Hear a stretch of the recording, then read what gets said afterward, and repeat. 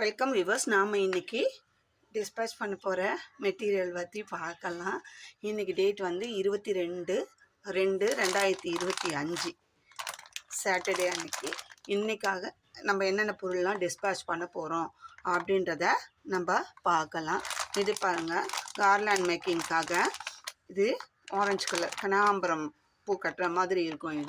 இந்த ஆரஞ்சு கலரில் 1/4 கிலோ கேட்டிருக்காங்க. அடுத்ததாக க்ரீனில் 1/4 கிலோ. இது வந்து நல்லா dark green 1/4 kilo. Light green வந்து 150 கிராம். 150 கிராம். இது ஒரு க்ரீனு, இது ஒரு பாசி பருப்பு இருக்கும் இல்லைங்களா, அந்த க்ரீன். இது இந்த க்ரீனு. அடுத்தது இந்த மெரூன், இதில் வந்து 150 கிராம் கேட்டிருக்காங்க. இது வாடாமல்லி கலர், இதில் 150 கிராம்.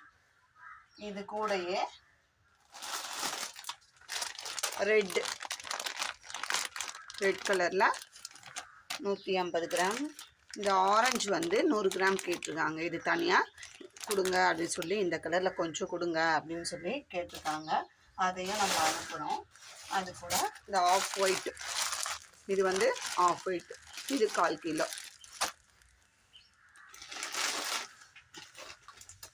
இது எல்லாமே நம்ம ஒரு கஸ்டமருக்காக அனுப்ப போகிறோம். இது வந்து ஆந்திராவுக்கு போடுங்க. இது கூட இந்த கார்லாண்ட் கோக்கிறதுக்கான இந்த பீடு வந்து 1 கிலோ. இது பேக்கெட். இதை அப்படியே நம்ம அனுப்ப போகிறோம். இது எல்லாமே ஒரு கஸ்டமர் தான் கேட்டிருக்காங்க. நம்ம அவங்களுக்கு இன்றைக்கி டிஸ்பேச் பண்ண போகிறோம்.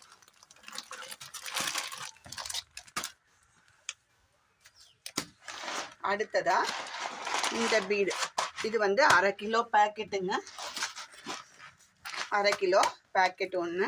இந்த 80 சைஸ் நரம்பு ஒரு பேக்கெட். அப்படி இதில் 12 நம்பர்ஸ் இருக்கும்.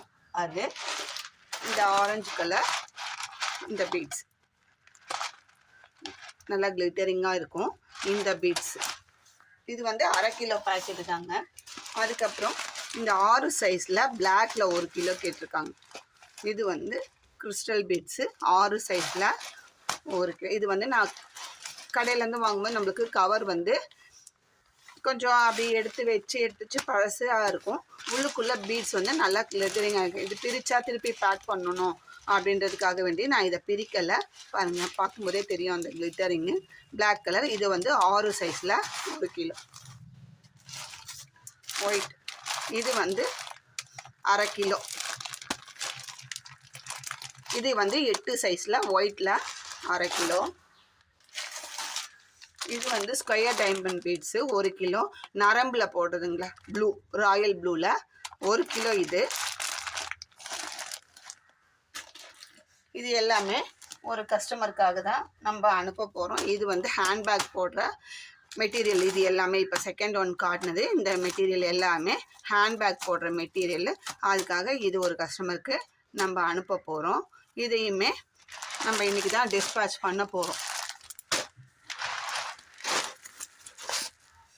அடுத்ததாக பேஸ்கட் போடுற மெட்டீரியலை பார்க்கலாம். இது வந்து கூடைக்கு போடுறது, கூடை ஒயரில் நல்லா போகிற மாதிரி ஹோல்ஸ் பெருசாக இருக்க ஸ்கொயர். இது வந்து oval shape beads. Square diamond beads எப்படி 1 கிராமுக்கு கூடையே இருக்கும், அந்த மாதிரி பீட்ஸ் இது. இந்த பீடு வந்து 1 கிராமுக்கு மேலேயே இருக்குங்க ஒரு பீடு. இது வந்து 1/2 கிலோ பேக்கெட்டு.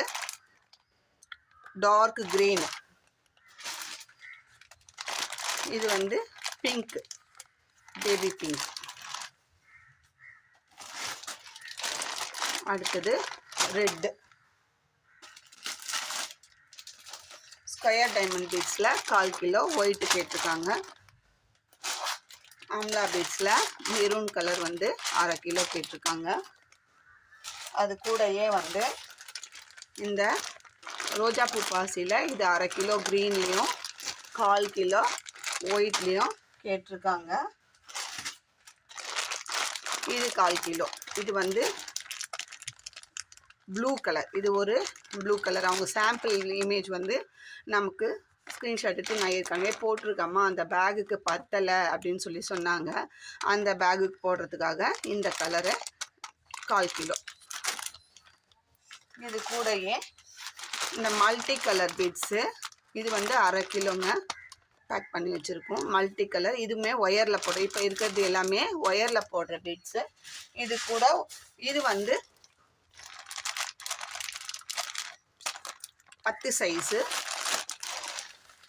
இது 12லேயும் 1 கிலோ கேட்டிருக்காங்க. நம்ம இது எல்லாமே வந்து நம்ம தெலுங்கானாலேருந்து ஒரு சிஸ்டர் கேட்டிருக்காங்க. அவங்களுக்கு நம்ம இதை வந்து இது போஸ்ட் ஆஃபீஸ் மூலமாக போட போகிறோம். ஏற்கனவே லாஸ்ட் வீக்கும் நம்ம அனுப்பிச்சோம்.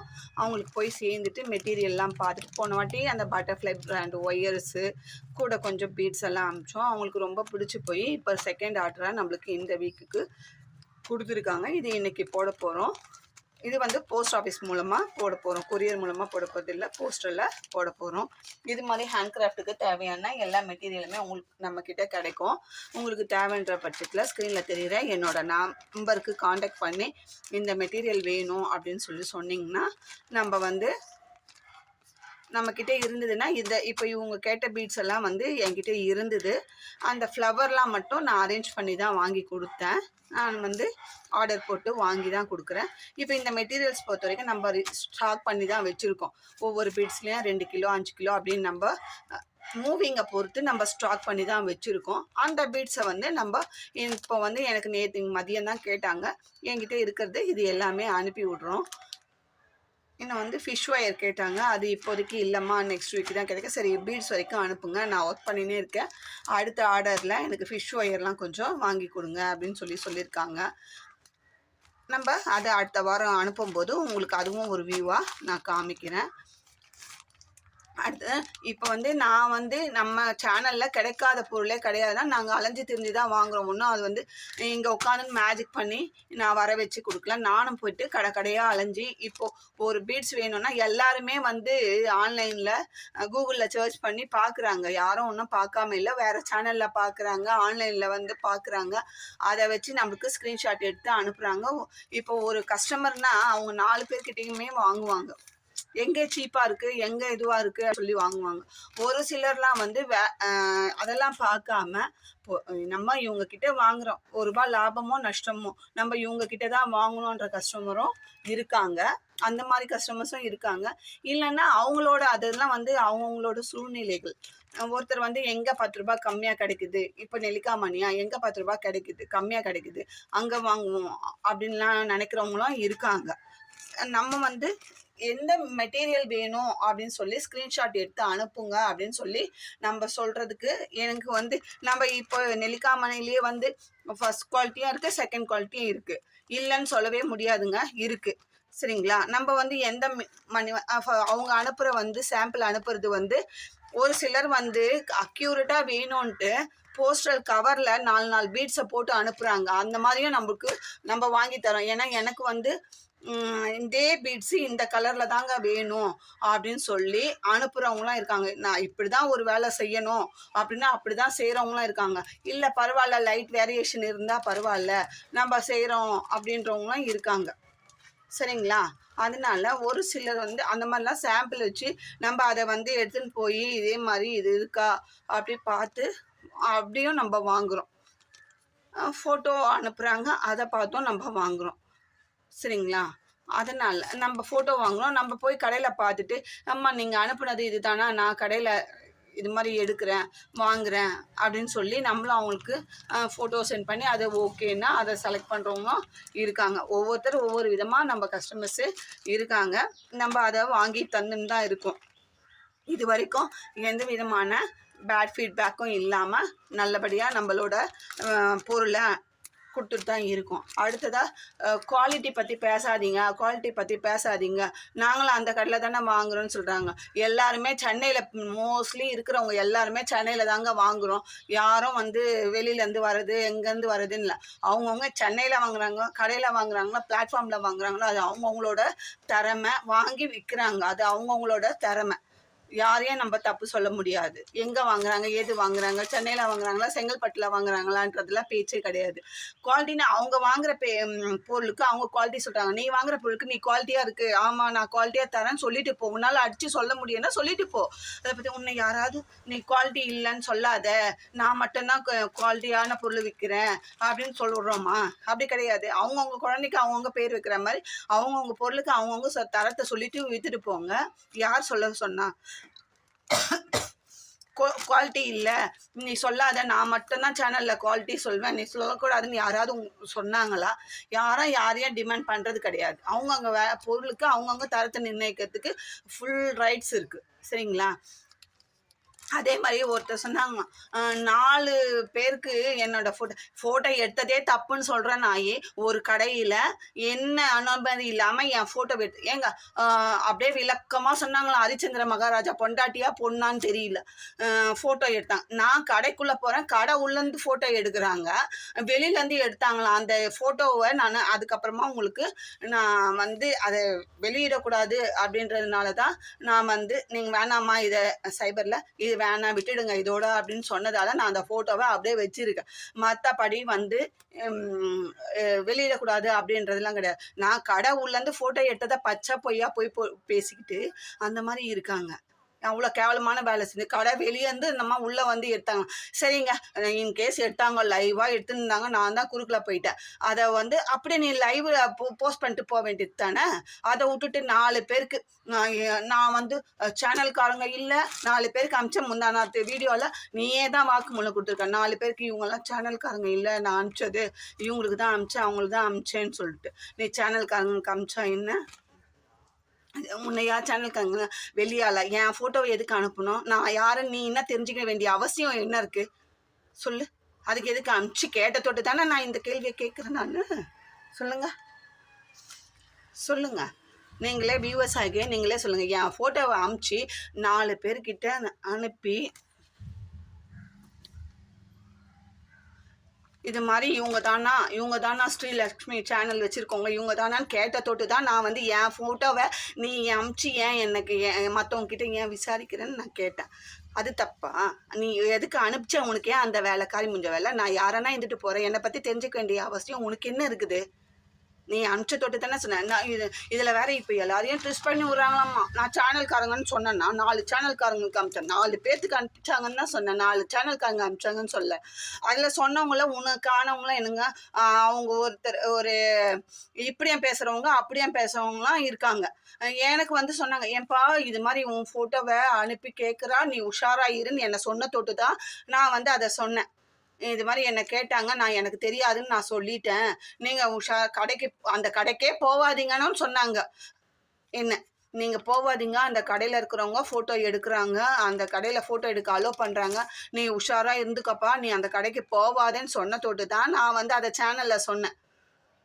அது யார் என்னன்றதை சொல்ல வேண்டிய ஏன் இப்போ நீ அவங்கள காக்கா பிடிச்சி அவங்கள என்னோட ட்விஷ் பண்ணி விடுறதுக்காக அந்த காரி முஞ்ச வேலையை செய்கிறியா? வெளியிடுன்னா 4 பேருக்கு நீ ஏன் நேற்று முந்தா நாள் சொன்னல 4 பேருக்கு அமிச்சா, அந்த 4 பேர் நீ இட்டுன்னு வா, நான் சொல்கிறேன் நான் யார், எனக்கு 4 பேர் இருக்காங்கன்னு சொல்லிட்டு. அதை விட்டுட்டு இன்னமும் மிரட்டின்னு திரியிற நின்று உன் வியாபாரத்தை ஒழுங்காக செய்யறதுக்கு துப்பு கிடையாது, ஒழுங்காக வாங்கி போட்டு துப்பு கிடையாது செய்யறதுக்கு. ஹேண்ட்கிராஃப்ட் வேலையை ஒழுங்காக செஞ்சு காட்டுறதுக்கு உனக்கு முடியாது. அதை விட்டுட்டு புறம் பேசியே வியூவர் சம்பாதிக்கணும், புறம் பேசியே சப்ஸ்கிரைபர் சம்பாதிக்கணுன்ற காரியம் முடிஞ்ச வேலை எனக்கு கிடையாது. எனக்கு வர வேண்டியது ஆண்டவன் இன்னைக்கு படி அளப்பானா கண்டிப்பாக படி அளப்பான். எனக்கு இதை செஞ்சு தான் நான் சம்பாதிக்கணும்னு 5க்கும் 10க்கும் லோல்பட்ட ஒன்று காரியம் முடிஞ்ச பழப்பு நான் செய்ய வேண்டிய அவசியம் எனக்கு கிடையாது. நான் செய்கிற வேலை இதை ஒரு ஹாபியாக நான் செய்கிறேன். எனக்கு தேவையான கஸ்டமர் என்னை தேடி வந்துட்டு தான் இருக்காங்க. நான் டெய்லி மெட்டீரியல்லாம் அமுச்சிக்கிட்டு தான் இருக்கேன். அதை விட்டுட்டு இன்னும் இல்லாத கதையெல்லாம் பேசி நீ என் பேச்சுக்கு வர வேண்டிய அவசியமே நீ கிடையாது. உன் வேலையை நீ பார்க்கலாம். இருக்காங்க எவ்வளோ ஆயிரக்கணக்கான கூட பின்னுற சேனல்ஸ்காரங்கெல்லாம், அவங்கெல்லாம் இல்லை, உனக்கு ஒரு ஆளுக்கு தானே இது பண்ணுது சொல்லு. எதுக்கு என்னை பற்றி சைபர் கிரைமில் போய் வந்தாங்களாம், ஒரு இதுக்காக கேட்டாங்க எங்கள் ஹஸ்பண்டை, நீ எதுக்காகனா போ, அன்னை கடை அன்னையோட முடிஞ்சு போச்சு, திருப்பி எதுக்கு பேசுறது? நீ பேசுன்னு தொட்டு தான் நான் பேசினேன். 4 மணி நேரம் அங்கே வந்து 12 மணிக்கு வந்தாங்க, 8 மணி வரைக்கும் காத்து நின்றாங்க. நீ சொன்ன தொட்டு தான் அதுக்கு நான் ஆன்சர் பண்ணேன். நான் ஏன் காத்து நின்றேன்னா அந்த விஷயத்த அன்னையோட தலைமுழுக்கி போட்டுட்டு வரணும்னு தான் காத்து நின்றேன். உன்ன மாதிரி தினம் ஓடி ஓடி நான் 3 நாளாக கேட்கலையே. அங்கே உட்காந்து கூட பின்னிட்டு காரி முடிஞ்சு அவங்க அச்சு தத்தாத குறையா அனுப்பிச்சாங்களா அது தெரியலையே. நான் எதுவுமே சொல்லக்கூடாது, நம்ம ஒரு சேனலுக்காக தூத்தக்கூடாதுன்னு சொல்லிட்டு நான் அங்கே நடந்தது எல்லாம் சொல்லி சொல்லி சிரிக்கிறாங்க. இந்த மாதிரி பண்ணாங்க, கூட ஏற்றாந்து இங்கே உட்காந்துன்னு பின்னிச்சது, துரத்தி விட்டோம்மா நாங்கள் அப்படின்னு சொல்லிட்டு சொன்னாங்க. அது நான் இது வரைக்கும் நான் சொன்னேன்னா 3 நாளாக போய் 3ஆவது நாளும் அன்றைக்கும் நான் போகிற அன்றைக்கும் கொஞ்சம் முன்னாடி தொட்டு தான் படிக்கட்டுக்கு தப்பன்னு இறங்கி ஓடினேன். அது அப்போ கூட எனக்கு நீ தான் அதுன்னு தெரியாது. ஏன்னா நான் உன் மூஞ்ச நேரில் பார்த்தது கிடையாது. நீ யாருன்னு எனக்கு தெரியாது, நான் யாருன்னு உனக்கு தெரியாது. தப்பன்னு ஒன்று அம்மா கொஞ்சம் முன்னாடி வந்திருந்தா நீ தானே. ஆமாங்க அப்படியா, இப்போ ஒரு லேடி போனாங்களா அவங்க தான் நாங்கன்றேன். ஏம்மா உனக்கு தெரியாதான்னு கிடையாது. ஆமாம் மேடம் இன்னைக்கு வரைக்கும் தெரியாதோ கடவுளறியே சொல்கிறேன் எனக்கு தெரியாதுன்னு சொன்னது அவங்களே ஆச்சரியப்பட்டாங்க. தெரியாதவங்களே அம்மா அதை அப்படி பேசுகிறாங்க, ஒருத்தருக்கு ஒருத்தர் நீங்கள் பேசிக்கிறீங்க அப்படின்னு சொல்லி அவங்களே கேட்டாங்க. இல்லைங்க அவங்க ஒன்று கேள்வி கேட்டாங்க, நான் பதில் சொன்னேன், அதுதான் தப்பு. தவிர நான் பதில் சொன்னது தப்பு, அது நான் என்ன எப்படி ஃபேஸ் பண்ணணுமோ அப்படி ஃபேஸ் பண்ணியிருக்கணுங்க. ஆமாம்மா நீ அதுதான் தப்பு பண்ணிட்டேன். இவ்வளோ கிரிமினல் வேலை பண்ணி ஃபோட்டோ எடுத்து அதை வந்து மீடியாவில் பப்ளிஷ் பண்ணி 4 பேருக்கு கேட்டு இதுதானான்னு என்ன கேட்க வேண்டிய அவசியம் இருக்குது சொல்லுங்கள்? எந்த யூடியூபர் அந்த மாதிரி பண்ணுறாங்க? அவங்களோட விருப்பத்தை மீறி அவங்களோட அனுமதி இல்லாமல் ஒரு ஒரு லேடியை தனிப்பட்ட அது சேனல்காரங்கன்னு இல்லைங்க, ஒரு லேடியை ஃபோட்டோ எடுத்து அதை வந்து கேட்க வேண்டிய அவசியம் உனக்கு? என் ஃபோட்டோவை எடுத்து நீ கேட்க வேண்டிய அவசியமே கிடையாது. நீ ஏன் என் ஃபோட்டோவை கடைக்குள்ளே அந்த எடுத்தால் வெளியே இதுக்கு வேற ஒரு கதை சொல்லின்னு தெரியுறீங்க. எடுத்ததே தப்புன்னு சொல்கிறேன், அப்புறம் நீ என்னத்துக்கு சொல்கிற? நான் இதில் வேறு 4 பேர்கிட்ட நீ யார்கிட்ட சொன்னால் நான் லிஸ்ட் அவுட் பண்ணமா? நீ பண்ண நான் அனுப்பிச்ச 4 பேருக்கு நீ போய் அங்கே சொன்னேன்னு அவங்கள போய் கேளு. அதை விட்டுட்டு என்ன வந்து கேட்குற வேலை வச்சுக்காது. நான் லிஸ்ட் அவுட் பண்ண வேண்டிய அவசியமும் இல்லை, அந்த சேனல்காரங்களை லீக் அவுட் பண்ண வேண்டிய அவசியமும் எனக்கு கிடையாது. சரியா? இது வரைக்கும் நான் வந்து யார் வம்புக்கும் போகல. நான் உண்டு, என் வேலை உண்டு, என் பழப்பு உண்டுன்னு இருக்கிறேன். நான் யாரை பற்றி நான் வாங்குற பொருளுக்கு நான் குவாலிட்டி இன்றைக்கி இல்லை, நான் என் லைஃப் லாங் நான் சேனல் நடத்துறது, நான் வாங்குற வரைக்கும் நான் விற்கிற வரைக்கும் நான் என் குவாலிட்டின்னு நான் சொல்ல தான் செய்வேன். உன்னால் முடிஞ்சால் உன் குவாலிட்டி இதுவை நிரூபி. அதை விட்டுட்டு அடுத்தவங்க குவாலிட்டி சொல்லக்கூடாதுன்னு நீ ரூல்ஸ் போட வேண்டியது. நீ யூடியூபருக்கு இதுவா?